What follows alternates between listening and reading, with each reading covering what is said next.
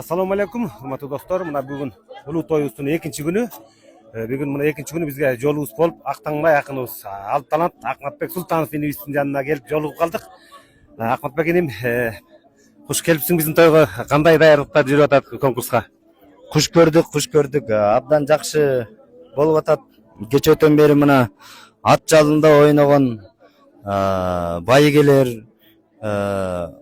каруусунан кабылан жалтанган көп бөрүчүлөрдүн оюну болду. Ошолордун ичинде мына сиз тулпардын сырын билип, тулпар менен кошо таңашып, ушул байгелерди самашып жүргөн саяпкерлер тобунан өзүңүзгө жолугуп отурабыз.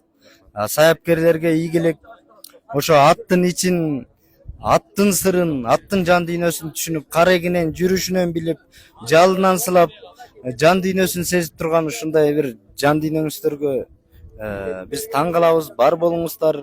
Ар дайым кыргыздын жигиттери ат жалында болсун. Ар дайым кыргыздын бактысы өз башында болсун.